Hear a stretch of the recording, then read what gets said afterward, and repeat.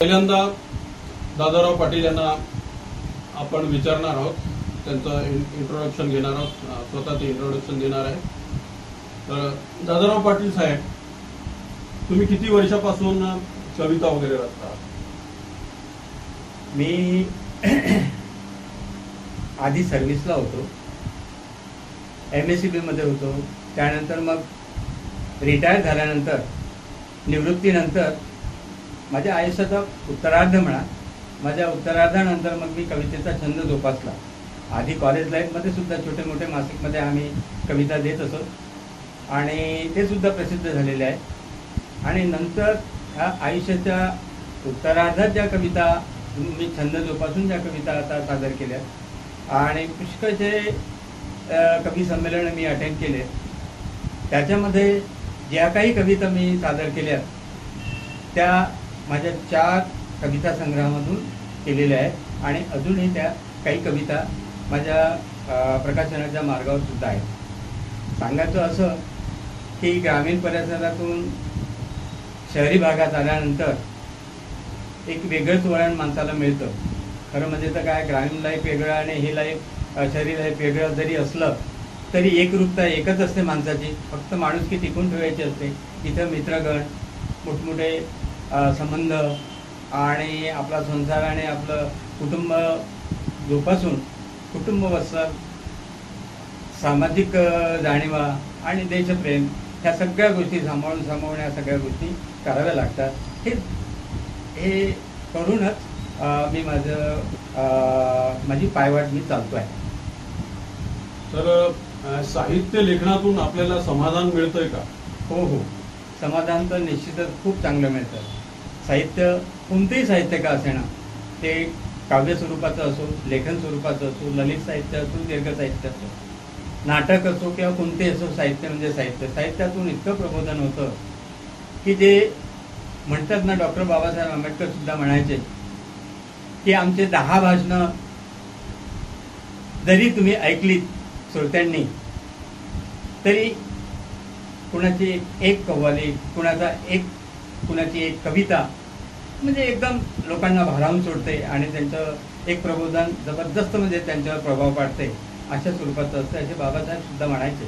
आणि इतर लोकांसुद्धा वर्णन केलेलं आहे या बाबतीत की साहित्य काय असतं, साहित्याला किती प्रगाढ अशी महत्ता आहे, हे सांगण्याचं काही हे नाही आहे.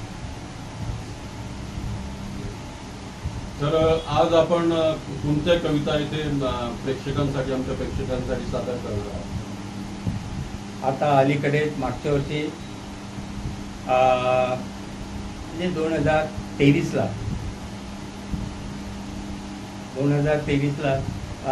आपल्या औरंगाबादचे एक बौद्ध अनुयायी आहेत, भीम अनुयायी आहेत.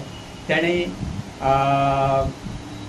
भीम तारा आकाशी म्हणून एक बाबासाहेबांच्या नावाचा तारा म्हणून आपला USA याच्यामध्ये त्याने रजिस्ट्रेशन केलेलं आहे, स्पेस रिसर्च इन्स्टिट्यूटमध्ये.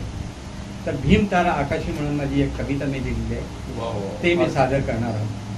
आणि दुसरं एक नवीनच माझं बुद्ध वलय म्हणून आणि भीम वलय म्हणून एक पुस्तक माझं हे झालेलं आहे, ती एक कविता मी सादर करणार आहे.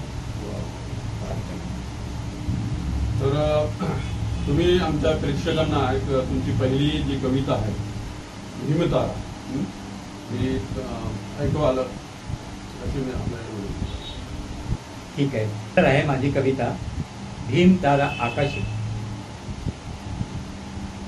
असंख्य हे तारे नभी तारांगण, असंख्य हे तारे नभी तारांगण, तेजस्वी तो भीम तारा पाहिला मी. आकंठ बुडाले चित्त त्या क्षणाचा, सुंदर त्या रूपाचा मनोरा पाहिला मी. तेजस्वी तो भीम तारा पाहिला मी.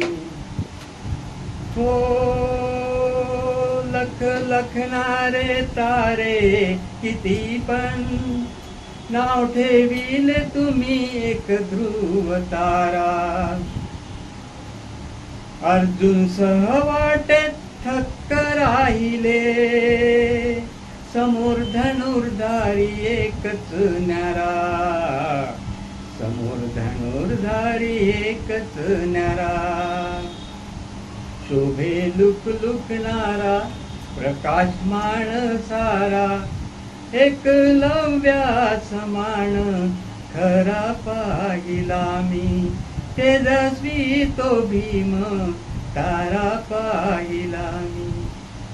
हो हिन अस्पृश्य शूद्रले कुणी, हिन अस्पृश्य शूद्रले कुणी. पशु समान कित्येक वर्षाणी, शूद्रले कुणी. पशु समान कित्येक वर्षाणी. कूटनीतीने साखळ दंड बांधून जर जर केले त्यांनी. बांधून जर जर केले त्यांनी. बाबा धावून आले गुलाम मुक्त केले. अरे कोळशाची खाण इथे हिरा पाहिला मी. तेजस्वी तो भीम तारा पाहिला मी.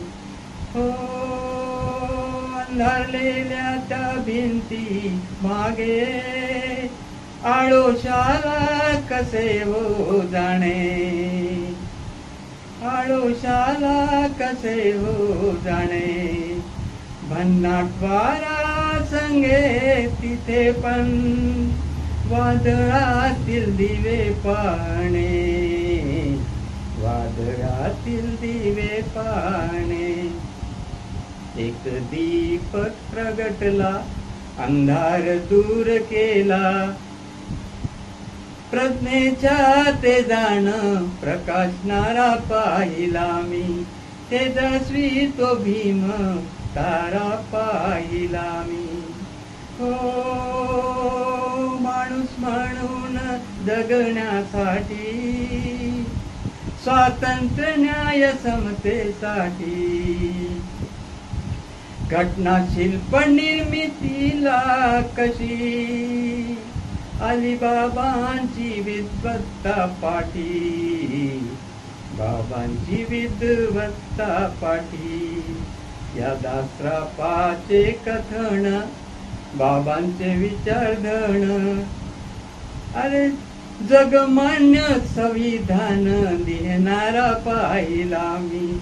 तेजस्वी तो भीम तारा पाहिला मी. असंख्य हे तारे नवी तारांगण. तेजस्वी तो भीम तारा पाहिला मी. तारा पाहिला मी. पाहिला मी. पाहिला मी. धन्यवाद. कविता सादर आहे दीपवलय. माझ्या कवितेचं शीर्षक आहे दीपवलय. सादर आहे. प्रज्वलित या दीपांचा दीपवलय तू अलौकिक. असंख्य मानवांचा प्रज्ञा सूर्य तू सुरेख. असंख्य मानवांचा प्रज्ञा सूर्य तू सुरेख.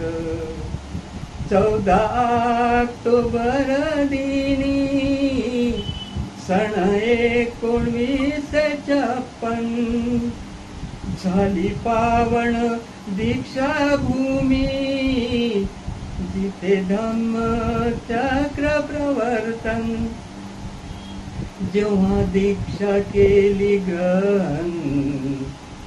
जेव्हा दीक्षा केली ग्रहण. जग झाले की हो थक्क. असंख्य मानवांचा प्रज्ञा सूर्य तू सुरेख. हो असंख्य मानवांचा प्रज्ञासूर्य तू सुरेख दिन दुबळे उरी व्याकुळ म्हणे अबोध या मनाला ओलावणी घे कंठ नमन भीम सागराला ज्ञानामृत पिऊनी झाला ज्ञानामृत पिऊनी झाला शुद्ध माणूस प्रत्येक असंख्य मानवांचा प्रज्ञासूर्य तू सुरेख बुद्ध धम्म संघवंदू ठेऊ पंच शील हृदयी बुद्ध धम्म संघवंदू ठेऊ पंच शील हृदयी दुःख विलाप समयी दुःख विलाप समयी प्रज्ञाशील होई आधार स्तंभ होई संविधान जे मौलिक आधार स्तंभ होई संविधान जे मौलिक असंख्य मानवांचा प्रज्ञासूर्य तू सुरेख एक वारे बंधू भगिनी समतेच्या वाटेवर एक वारे बंधू भगिनी समतेच्या वाटेवर खरे उतरारे तुम्ही बुद्धी कसोटीवर उमटावे शब्द पाठीवर उमटावे शब्द पाठीवर बाबा तुमचे तात्विक असंख्य मानवांचा प्रज्ञासूर्य तू सुरेख प्रज्वलित या दीपांचा दीपवलय तू अलौकिक असंख्य मानवांचा प्रज्ञासूर्य तू सुरेख प्रज्ञासूर्य तू सुरेख प्रज्ञासूर्य तू सुरेख अच्छा लो हाँ? तेरा